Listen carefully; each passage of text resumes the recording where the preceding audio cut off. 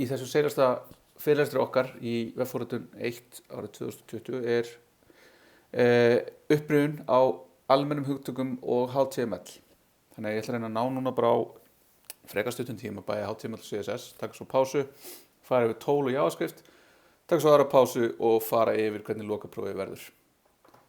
Síðan í framhaldi af því þá getið spurt mér spurninga eða við heyrst með ykkur sérstökatriði. Allavega þetta eru konar 14 vikur síðan við byrjuðum og það sem við byrjuðum á að tala voru þessi almennu hugtök og hvað við þurftum að vita svona almennt sem fer í gegnum svona lárétt í gegnum allt efnið eiginlega sem við erum búin að vera að fara yfir. Og þar var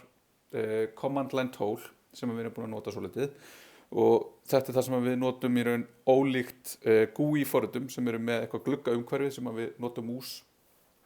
til þess að eiga samskipti við. Þá notum við command line interface til þess að skrifa texta og lesa tilbaka texta. Við erum búin að nota og internetið, við erum búin að nota það dagstaglega öll saman en við vitum núna muninn á því og vefnum og hvernig IP-tölur eru notaðar þar til þess að aðgreina og staðsetja tæki sem eru tengd internetinu. Og vefurinn sem sagt er þetta World Wide Web hugtak sem var til þegar Tim Berners-Lee settist niður hérna í sörunum árið og bjóð til fyrsta vafran og fyrsta serverinn og byggir í raun á þessum vefsíðum sem er það sem við erum síðan búin að fara alveg mjög grundigt í og byggir á því að smíða vefsíðu sem eru tengdar saman með urlum og hver vefsíða er byggð úr HTML, CSS og JavaScript. Þessar síður eru síðan sóttar yfir HTTP og HTTP er Hypertext Transfer Protocol sem eru þetta samskiptareglur sem að skilgreina hvernig tölvur vinna saman.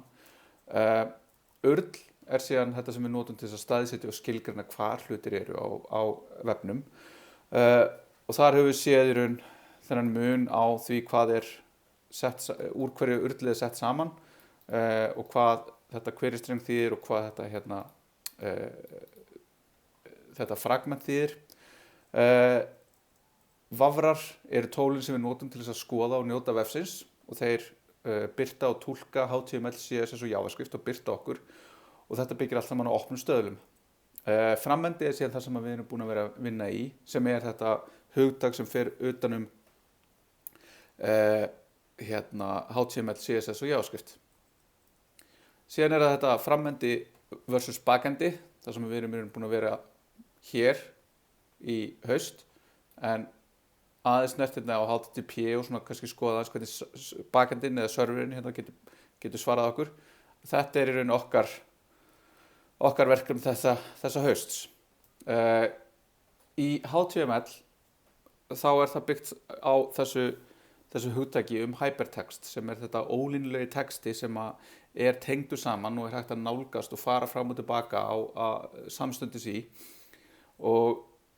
á sér langa sögu. En með markup languages sem við höfum sem hafa verið til í mörg ár og eru notuð til þess að ljá texta einhverja aukna dýpt. Þau nota einhvers konar form til þess að bæta við lýsigögnum við textan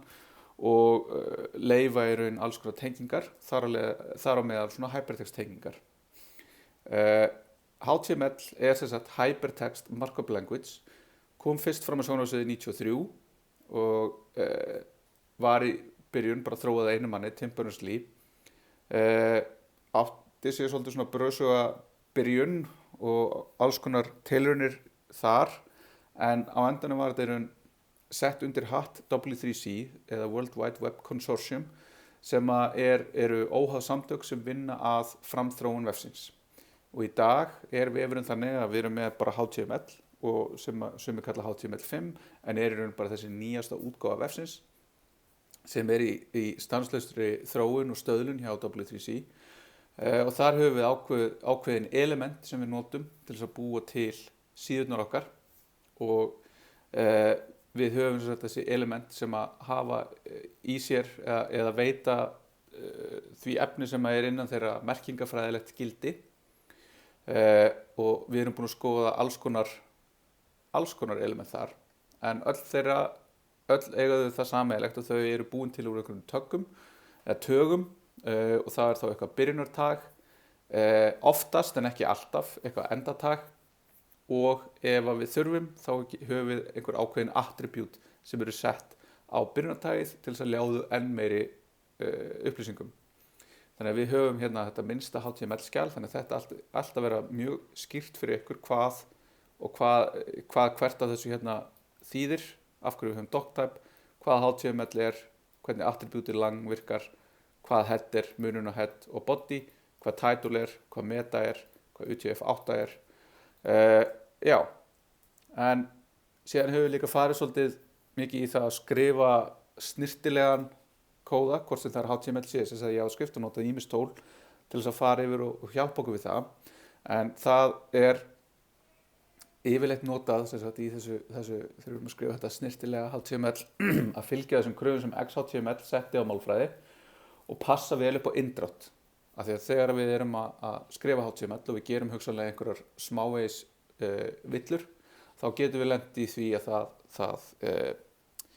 hafi áhrif bæði á CSS og JavaScriptið okkar og er því mikilvægt að passa upp á að við séum að skrifa eitthvað sem er gilt og þar hjálpar inndráttur mikið. Síðan höfum við notað og unnið með svona linting tól sem eru þá til þess að finna þessar tvennskonar villur sem við getum lent í, sem eru þá mögulegar villur við keislu sem er eins og við vorum að nefna, en líka þetta brot- og kóðastíl. Það sem að þegar við erum að forrita saman og forritun er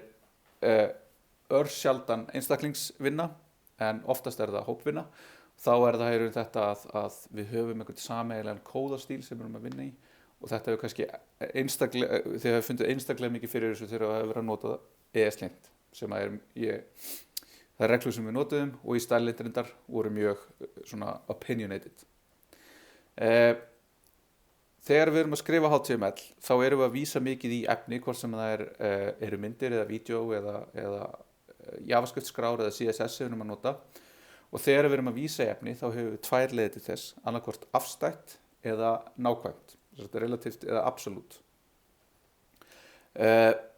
Og þarna er munur á því og þá sérstaklega hvernig möppur og skrár og það að fara upp og niður á milli mappa virkar.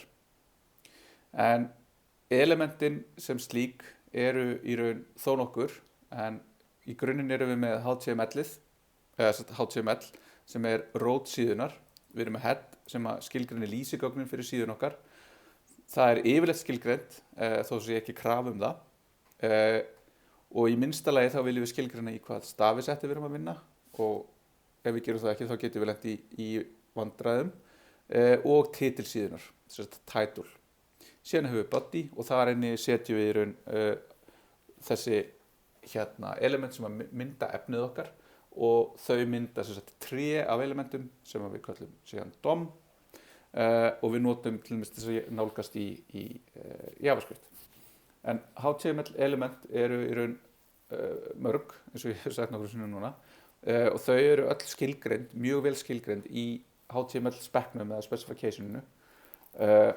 og það að nota HTML og að fara yfir og skoða þetta og nýta þetta er oft krefst þess að við flettum hlutum upp og það er, hérna vantar ykkur að myndja mér en það er þessi hópaskipting á elementunum sem er í raun það sem eru að skiptast í interactive element, phrasing, content og svo framvegis og þau leyfa okkur að byggja alls konar efni. Aðgengi er síðan þetta sem er svona yfirleitt það fyrsta sem hugsað að leyfa fötluðum að geta nota vefinn okkar en fötlunin er náttúrulega mjög breitt hugtak og á alls ekkert við aðgengi sem slíkt í öllum tilfellum. Það snýst bara einfaldlega það að fólk getur nota vefinn okkar á sem einfaldastan og sem minnst vandræðalegastan hátt og þessi fötlun sem við erum að hugsa er eitthvað sem við getum öll orðið tímabundið fyrir, hvort sem það tengt því að vera innan við fólk í háaða, við miklu ljósi, vera slasaði tímabundið eða eitthvað, þreyta. Og aðgengi er þetta í grunninn að við viljum ekki mismuna fólki vegna fötlunar og það er bæði praktikast ódýrast og faglegast að gera efnið aðgengilegt frá byrjun og með því að hugsa þetta og beita þessum aðferðum sem við fórum aðeins yfir þarna í aðgengismálunum, þá verður við verið nokkuð betri fyrir alla, af því ef við einföldum málið þá bara eiga allir einföldara með að skilja og hugsanlega og það er alltaf eitthvað, þannig að þá eru lagasetningar sem að geta valdið því að verkefnin okkar geta í raun, við getum lent í einhverjum lagalegum vandræðum út af þeim ef vefirnir okkur eru ekki aðgengilegir. WCAG 2.1 og núna, ég held að það sé komið nú, WCAG 2.2 er W3 staðall sem er listi af tilmælum og prinsipum til að gera vefi aðgengilegri og þeir falla, þessi tilmæli falla í þrjú hólf sem er A, AA og AAA og AA er það sem við ættum að vera stefna að og skoða þegar erum að útfæra vefin okkar. Síðan notum við ákveðin tól eins og X eða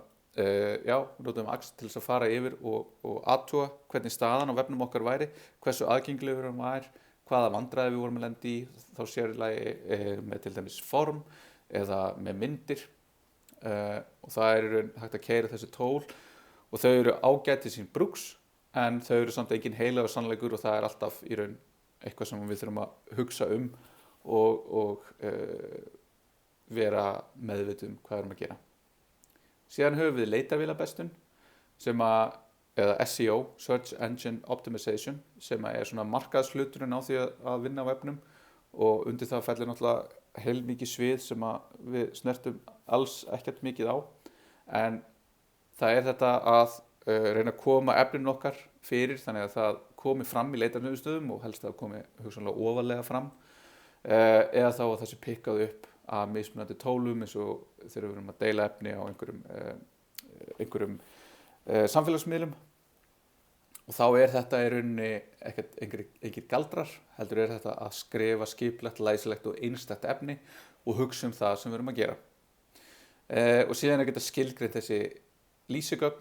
og hugsa það í raun hvernig við presenterum efnið okkar þegar það er birt á öðrum miðlum og allt saman þetta í raun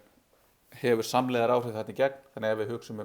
aðgengi og SEO og lýsigögn og allt þetta þá hjálpast þetta allt saman við það að gera vefinn okkar að betri stað til þess að vera á. Þannig að þetta var HTML,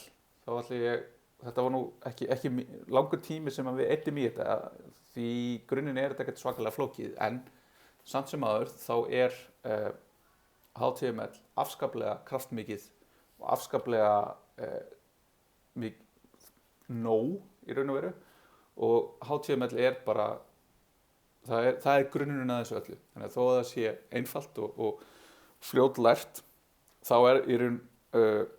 hægt að eyða mjög löngum tíma í því að læra meira og meira og ég er sífellt að læra eitthvað nýtt HTML þannig að HTML alveg maður við